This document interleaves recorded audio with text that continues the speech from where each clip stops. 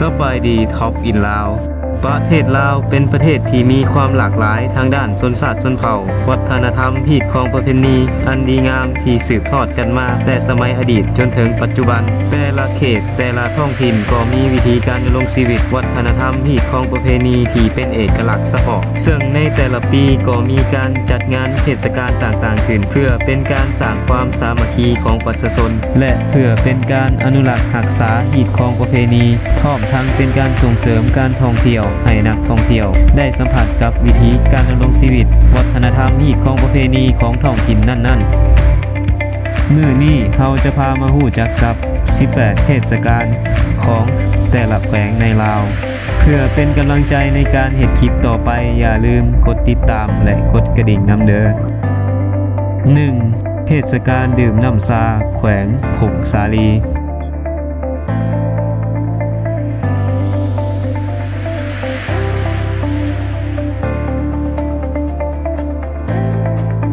2. เทศกาลดอกงิ้วบานแขวงบ่อแก้ว 3.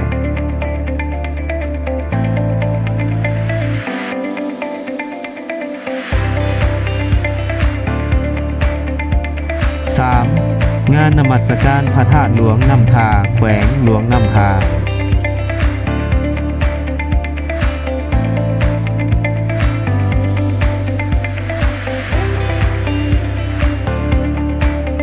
4. งานนมัสการพระธาตุไซมงคลรัตนมิ่งเมืองแขวงอุดมไซ 5.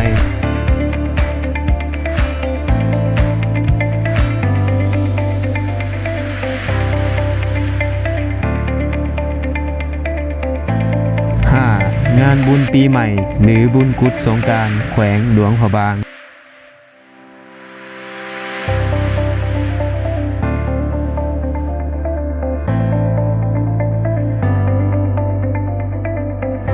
6. งานมหกรรมบุญสร้างแขวงสยามบุรี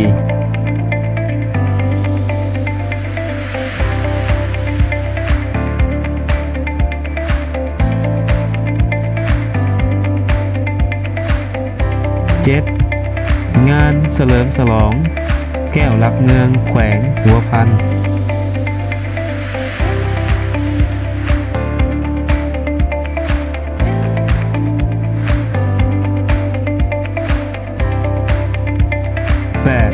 เทศกาลบุญเข่าไก่น้อยแขวงเชียงขวาง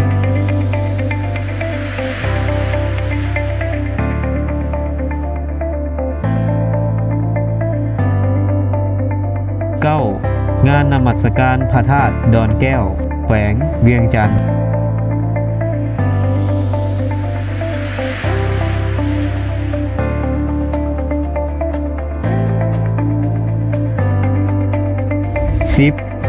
งานเทศกาลบุญกินเจียงของเผ่าม่งแขวงไซสมบูรณ์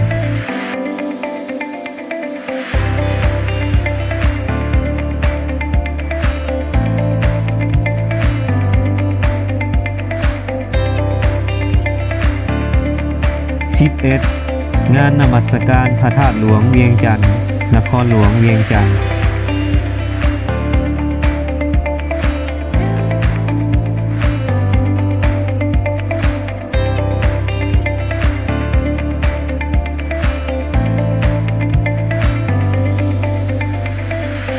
12. งานนมัสการพระบาทโพนสันแขวงบุรีคำไซ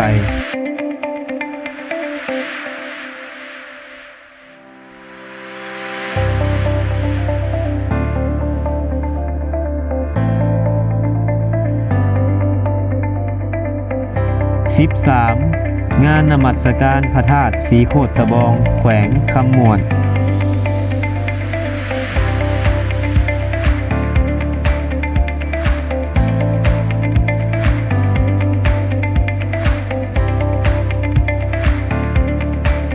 14. งานนมัสการพระธาตุอิงหัง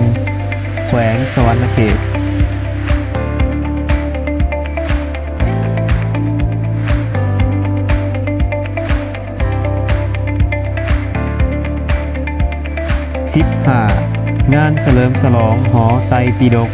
แขวงสารวัน 16.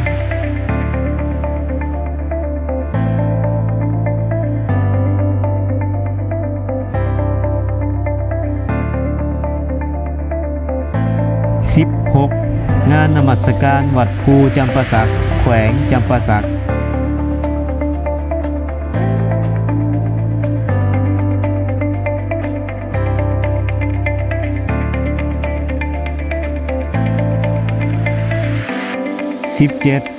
งานเฉลิมฉลองเสาหลักเมือง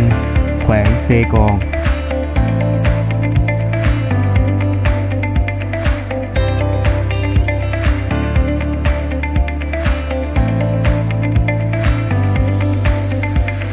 18. งานนมัสการพระธาตุเจ้าไสยเศรษฐาธิราชแขวงอัตตปือ